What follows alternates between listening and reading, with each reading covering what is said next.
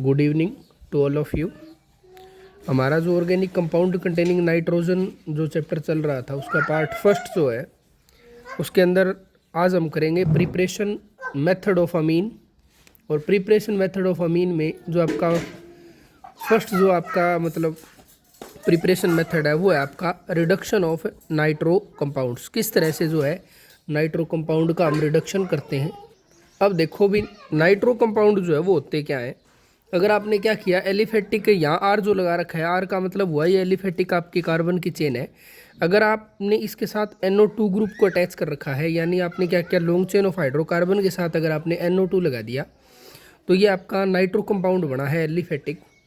हमने इसका जब रिडक्शन करना है, रिडक्शन का मतलब होता है कि आप यहाँ से इस ऑक्सीजन जो आपने दो ऑक्सीजन लगा रखी है, इन दोनों ऑक्सीजन को आप यहाँ से बाहर निकालोगे और इसकी जगह आप क्या लगाओगे हाइड्रोजन। हाइड्रोजन जब आप इसकी जगह अटैच करोगे तो हम इसको बोल सकते हैं रिडक्शन।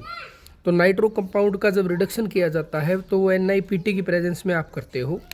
और ये जो रिडक्शन रिएक्शन है आप 10th क्लास से करते आ रहे हो।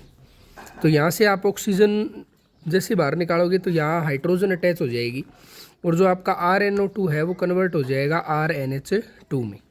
और जो आपका RnH2 है इसको हम अमीन बोलते हैं, जिसको आप 1 डिग्री बोलोगे क्योंकि यहाँ आपने 1 R लगा रखा है। इसी तरह से क्या करोगे, आपने क्या किया इस R की जगह अगर बेंजीन रिंग लगा दी, अटैच कर दी NO2 के साथ, आपने बेंजीन के जो आपका पैरा पोजीशन वाला जो आपका हाइड्रोजन है वहाँ आपने क्या लगाया NO2 लगा दिया, तो ये बना आपका नाइट्रो बेंजीन। और नाइट्रो बेंजीन की जब आपने रिडक्शन की तो रिडक्शन का मतलब फिर क्या हुआ, ऑक्सीजन यहाँ से बाहर जाएगी और यहाँ अटैच क्या होगी बेटा हाइड्रोजन। और हाइड्रोजन जब अटैच होती है बेंजीन रिंग के साथ, जब NH2 लग जाए तो इसको हम बोलते हैं एनिलीन। ठीक है, अच्छे से समझ में आया होगा आपको किस तरह से जो है रिडक्शन करते हैं हम नाइट्रो कंपाउंड्स का। इसमें मैंने एक नोट लिख रखा है कि जो नाइट्रो कंपाउंड है उनको जब आप रिड्यूस करते हो तो आप एक्टिव मेटल का यूज़ करते हो। जैसे एक्टिव मेटल आप यूज़ कर सकते हो Fe, Sn, Zn एट्सेट्रा। और आप रिएक्शन करवाते हो कंसनट्रेटेड HCl की प्रेजेंस में।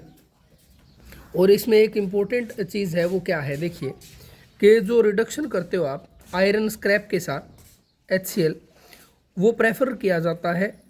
कारण क्या है, क्योंकि इसके अंदर जो FeCl2 बनता है वो हाइड्रोलाइज्ड होके और यहाँ से HCl रिलीज़ करता है। ठीक है, तो ये आपने दोनों चीज़ें जो है वो नोट करनी है इसमें। आगे देखिए, अगर आपके पास नाइट्रोबेंजीन है, नाइट्रोबेंजीन का मतलब हुआ आपके पास है एरोमेटिक नाइट्रो कंपाउंड, तो इसकी रिडक्शन के लिए आप यूज़ करोगे SnHCl। इसको प्रेफर किया जाता है एरोमेटिक नाइट्रो कंपाउंड को रिड्यूस करने के लिए।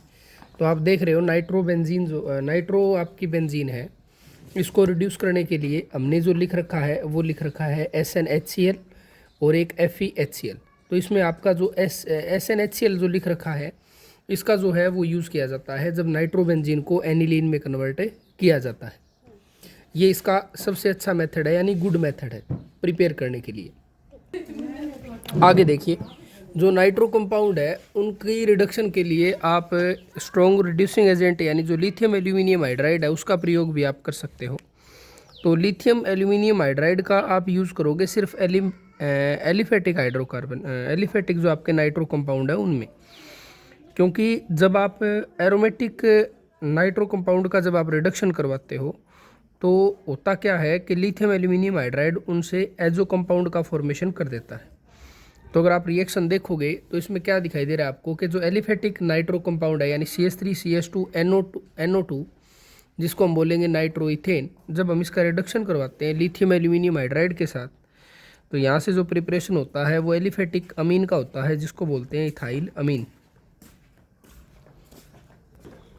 आगे देखिए, आगे आपका जो इस ऑर्गेनिक कंपाउंड कंटेनिंग नाइट्रोजन का जो नेमिंग रिएक्शन दे रखा है NCERT में, उस रिएक्शन का नाम है गैब्रियल थैलेमाइड सिंथेसिस। और इस रिएक्शन का जो प्रयोग है वो 1 डिग्री अमीन की प्रिपरेशन के लिए हम करते हैं। और ये रिएक्शन जो है आपके एग्ज़ाम के पॉइंट ऑफ व्यू से अगर हम देखें तो बहुत इंपॉर्टेंट है। इस रिएक्शन में जो आप यूज़ करते हो वो यूज़ करते हो थैलेमाइड। थैलेमाइड होता क्या है देखिए ध्यान से, जब बेंजीन रिंग के साथ इसमें जो आप यूज़ करते हो वो थैलेमाइड होता है। थैलेमाइड होता क्या है, देखिए जो बेंजीन रिंग है, इस बेंजीन रिंग के साथ दो कार्बोनिल ग्रुप लगे हुए हैं, देखो C डबल बॉन्ड O और C डबल बॉन्ड O, और दोनों जो कार्बन है वो नाइट्रोजन के साथ जुड़े होते हैं, और नाइट्रोजन की जो वैलेंसी है वो एक हाइड्रोजन से आपने कंप्लीट कर रखी है।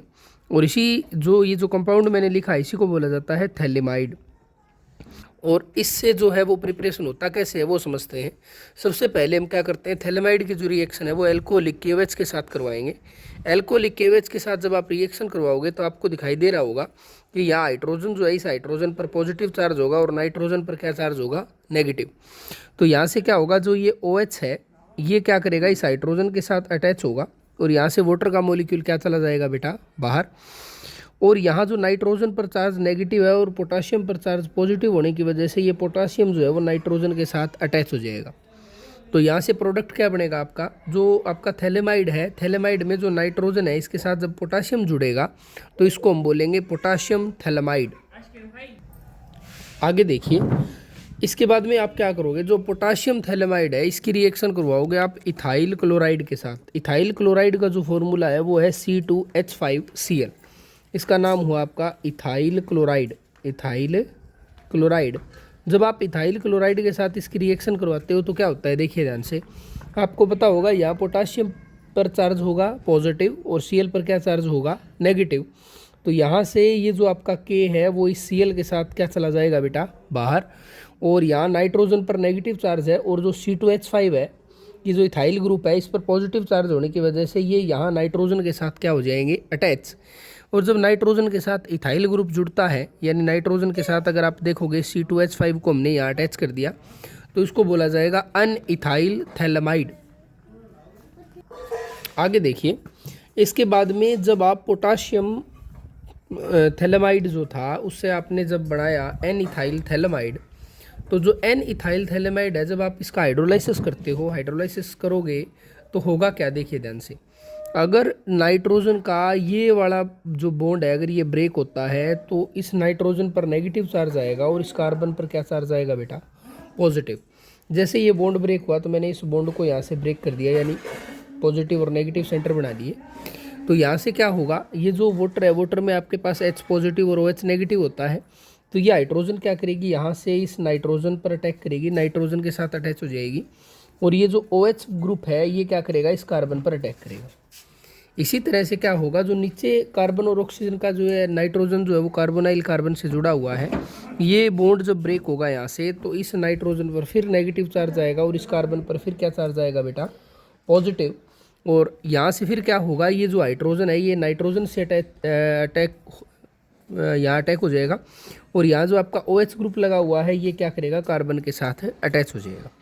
तो यहाँ से प्रोडक्ट क्या बनेगा, देखिए, जब भी आप एन इथाइल थैलेमाइड की रिएक्शन दो वाटर के मॉलिक्यूल के साथ करवाते हो, यानी इसका जब आप हाइड्रोलाइसिस करवाते हो तो यहाँ से बनता है बेटा आपका थैलिक एसिड, थैलिक एसिड।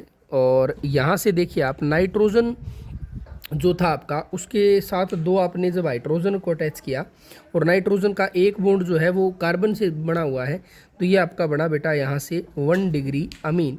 ये 1 डिग्री अमीन जो है वो आपने प्रिपेयर कर लिया यहाँ, ठीक है, जिसको हम बोलते हैं प्राइमरी अमीन।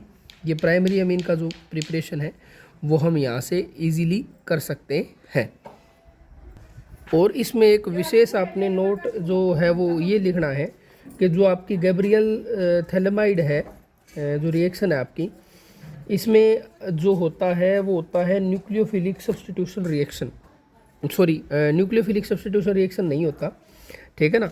तो इस वजह से आप जो एरोमेटिक प्राइमरी अमीन है जैसे एनिलीन है, ट्यूलिडाइन है, उनको आप प्रिपेयर नहीं कर सकते, ध्यान रखना है।